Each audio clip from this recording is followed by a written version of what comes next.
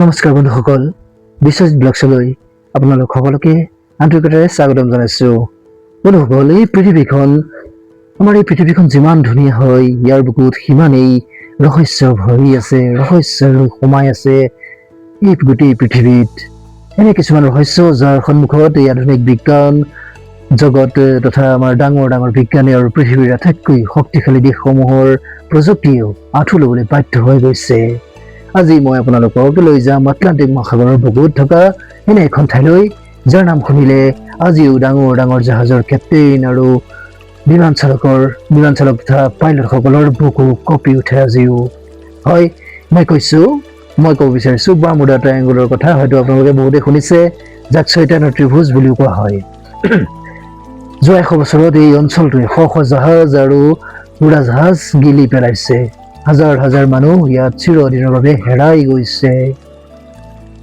কিন্তু আচৰিত কথাটো কি জানেনে? ইমান ডাঙৰ ডাঙৰ দুৰ্ঘটনা হোৱাৰ পিছতো আজিলৈকে কোনো এখন জাহাজৰ ভগ্নাংশ বা এজনো মানুহৰ মৃতদেহ উদ্ধাৰ কৰিব পৰা হোৱা নাই। যেন কোনো অদৃশ্য শক্তিয়ে তেওঁলোকক এই পৃথিৱীৰ পৰাই নাইকিয়া কৰি পেলাইছে। এই অঞ্চলটো সঁচাকৈয়ে অভিশপ্ত নে ইয়াৰ আঁৰত প্ৰকৃতিৰ কোনো ডাঙৰ ভয়ংকৰ খেল লুকাই আছে? আহক আজিৰ এই বিশেষ ভিডিঅ'টোত আমি বাৰ্মুডা ট্ৰায়েংগলৰ বা বাৰ্মুডা ত্ৰিভুজৰ এই কঁপি উঠা ইতিহাসৰ ভিতৰলৈ সোমাই যাবলৈ চেষ্টা কৰোঁ অলপ। বন্ধুসকল, প্ৰথমতে আমি জানিব লাগিব যে এই বাৰ্মুডা ট্ৰায়েংগল আচলতে ক'ত আছে। আপোনালোকে যদি বিশ্বৰ মানচিত্ৰখন চাই তেন্তে দেখিব যে আটলান্টিক মহাসাগৰৰ এটা অংশত, আটলান্টিক মহাসাগৰৰ বুকুত 3ডোখৰ ঠাই আছে। প্ৰথম ডোখৰ হ'ল যুক্তৰাষ্ট্ৰৰ ফ্লৰিডা, দ্বিতীয়টো বাৰ্মুডা দ্বীপপুঞ্জ আৰু তৃতীয়টো পুerto ৰিকো। এই তিনিটা বিন্দুক যদি এডাল কাল্পনিক ৰেখাৰে সংযোগ কৰা হয় তেন্তে সাগৰৰ বুকুত এটা ডাঙৰ ত্ৰিভুজ বা ট্ৰায়েংগলৰ সৃষ্টি হৈ যায়।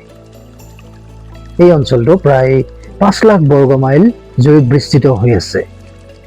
ইমান ডাঙৰ এলেকা এইটো। আপোনালোকে জানি আচৰিত হ'ব যে এই অঞ্চলটো আমাৰ গোটেই অসমতকৈও কেইবা গুণ ডাঙৰ হয়। সাধাৰণ চকুৰে চালে এই সাগৰৰ পানী আন সাগৰৰ দৰেই শান্ত আৰু ধুনীয়া দেখাত, কিন্তু এই শান্ত ৰূপৰ আঁৰতেই লুকাই আছে এক ভয়ংকৰ সত্য, এক ডাঙৰ ভয়ংকৰ সত্য। এই ত্ৰিভুজৰ ভিতৰলৈ যিকোনো যান বাহন, যিকোনো বস্তু সোমাই যোৱাৰ লগে লগে পৃথিৱীৰ সৈতে তেওঁলোকৰ সকলো যোগাযোগ বিচ্ছিন্ন হৈ পৰে, ৰাডাৰ বিকল হৈ পৰে, ৱায়াৰলেছৰ কোনো কাম নাইকিয়া হৈ যায়, ছিগনেল নাইকিয়া হৈ যায়। আৰু আটাইতকৈ আচৰিত কথাটো হ'ল দিশ নিৰ্ণয় কৰা কম্পাছৰ কাটাও ইয়াত কম্পাছৰ কাম নকৰা হৈ যায়, বলিয়াৰ দৰে ঘূৰিবলৈ আৰম্ভ কৰে।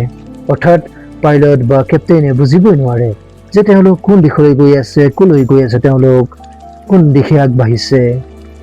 বহুতে ভাবে যে বাৰ্মুডা ট্ৰায়েংগলৰ এই ৰহস্য অলপতে বা আধুনিক যুগতহে আৰম্ভ হৈছে, কিন্তু কথাটো একেবাৰে নহয়। এইটো ইয়াৰ ইতিহাস আজিৰ পৰা প্ৰায় 500 বছৰতকৈও পুৰণি হয়।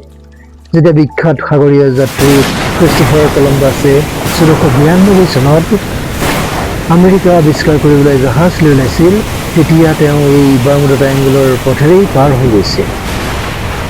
তেতিয়া কলম্বাছে তেওঁৰ ডায়েৰীত এই অঞ্চলটোৰ বিষয়ে কিছুমান অতি ভয়ংকৰ তথ্য আৰু আচৰিত কথা লিখি থৈ গৈছিল, যিবোৰ পঢ়িলে আজিও আপোনাৰ নোম শিয়ৰি উঠিব।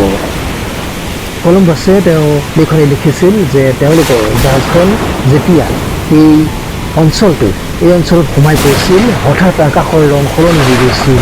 আকাশখন যেন হঠাৎ বেলেগ হৈ গ'ল। তেওঁলোকৰ দিশ নিৰ্ণয় কৰা কম্পাছ যন্ত্ৰটোৱে সম্পূৰ্ণৰূপে বিকল হৈ পৰিছিল, কাম কৰা বন্ধ কৰি দিছিল।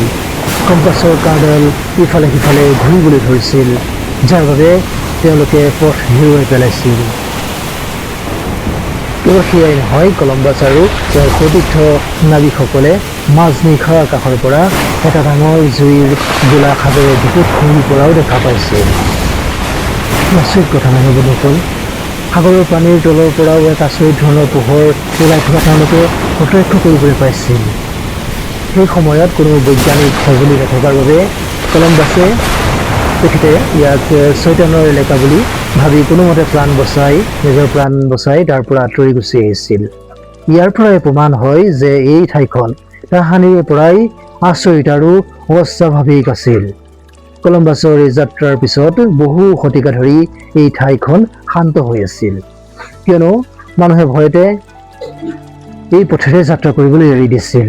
কিন্তু বিংশ শতিকাৰ আৰম্ভণিতে অৰ্থাৎ 1900 চনৰ পিছত যেতিয়া বিশ্ব বাণিজ্য আৰু বিমান চলাচল বৃদ্ধি পাবলৈ আৰম্ভ কৰিলে, তেতিয়া বাৰ্মুডা ট্ৰায়াংগুলে আকৌ ইয়াৰ ভয়ংকৰ ৰূপ ধাৰণ কৰিবলৈ ধৰিলে। 1918 চনত আমেৰিকাৰ নৌসেনাৰ এখন অতি ডাঙৰ জাহাজ, বিশাল জাহাজ, যাৰ নাম আছিল USS চাইক্লপছ, 306 জন যাত্ৰী আৰু কেইবা হাজাৰ টন কয়লা লৈ এই বাৰ্মুডা ট্ৰায়াংগুলৰ ওপৰেৰে পাৰ হৈ গৈছিল। জাহাজখন আছিল অতি শক্তিশালী আৰু তাত সুন্দৰ যোগাযোগ ব্যৱস্থাও আছিল। কিন্তু এই অঞ্চলত প্ৰৱেশ কৰাৰ লগে লগে অলপ সময়ৰ পিছতেই জাহাজখনৰ পৰা ছিগনেল অহা হঠাৎ বন্ধ হৈ যায়। কোনো ধৰণৰ ধুমুহা অহা নাছিল, সাগৰ একেবাৰে শান্ত হৈ আছিল। তথাপিও 306 জন মানুহৰ সৈতে সেই বিশাল জাহাজখন সেই সমুদ্ৰত, সেই পানীৰ মাজত হেৰাই গুচি গ'ল। ক'ত হেৰাই গ'ল কোনেও গমেই নাপালে। আমেৰিকা চৰকাৰে কেইবামাহ ধৰি সাগৰ চলাথ কৰিলে, কিন্তু জাহাজখনৰ এটা সৰু টুকুৰাও তেওঁলোকে বিচাৰিবলৈ অক্ষম হ'ল। আমেৰিকাৰ ইতিহাসত যুদ্ধ অবিহনে নৌসেনাৰ ইমান ডাঙৰ ক্ষতি ইয়াৰ আগতে কেতিয়াও হোৱাই নাছিল। চাইক্লপছৰ ঘটনাটো কেৱল আৰম্ভণিহে আছিল বন্ধুসকল। ইয়াৰ পিছত 1945 চনত এনে এটা ঘটনা ঘটিল যিয়ে গোটেই বিশ্বকেই কঁপাই তুলিছিল।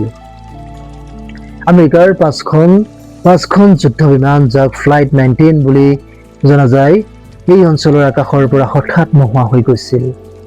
আৰু আটাইতকৈ আচৰিত কথা হ'ল, তেওঁলোকক বিচাৰি যোৱা উদ্ধাৰকাৰী বিমানখনো মাত্ৰ 20 মিনিটৰ ভিতৰতেই আকাশতেই নাইকিয়া হৈ গুচি গ'ল। এই ফ্লাইট 19ৰ লগত পাইলটজনৰ শেষ বাৰ্তালাপ কি আছিল জানেনে? তেওঁলোকে আকাশত এনে কি দেখিছিল যাৰ বাবে তেওঁলোকে চিঞৰি উঠিছিল, আৰু বিজ্ঞানে ইয়াক লৈ কি কয়? এই সকলোবোৰ ৰহস্যময় কাহিনী লৈ মই আকৌ আহিম আমাৰ এই চিৰিজৰ দ্বিতীয় খণ্ডত, অৰ্থাৎ পাৰ্ট 2ত। বন্ধুসকল, আপোনালোকে কি ভাবে? বাৰ্মুডা ট্ৰায়াংগুলত বা বাৰ্মুডা ত্ৰিভুজত সঁচাকৈ কোনো চৈতান বা অলৌকিক শক্তি আছে নেকি? আপোনাৰ মতামত কমেণ্ট কৰি নিশ্চয় জনাব, মই পঢ়িম। যদি ভিডিঅ'টো ভাল লাগিছে তেন্তে লাইক কৰিব, আপোনাৰ লগতে আপোনাৰ পৰিয়ালৰ সৈতে, বন্ধুৰ সৈতে শ্বেয়াৰ কৰিব, আপোনাৰ কণমানিহঁতকো দেখুৱাব, তেওঁলোকো জ্ঞান লাভ কৰিব ইয়াৰ পৰা। আৰু আমাৰ এনেকুৱা আমোদজনক আৰু ৰহস্যময় ভিডিঅ' চাই থাকিবলৈ বিশ্বজিৎ ব্লগ চেনেলটো এতিয়াই ছাবস্ক্ৰাইব কৰি লওক আৰু বেল আইকনটো টিপি দিয়ক, যাতে আপুনি পোনপ্ৰথমে ইয়াৰ নটিফিকেশ্যন আপোনাৰ ফোনত লাভ কৰিব পাৰে। পুনৰ লগ পাম আন এটা নতুন ভিডিঅ'ৰ সৈতে, আৰু সোনকালে ইয়াৰ দ্বিতীয় খণ্ড লৈ আহিবলৈ চেষ্টা কৰিম। আজিলৈ বিদায় দিয়ক, ধন্যবাদ। জয় আই অসম।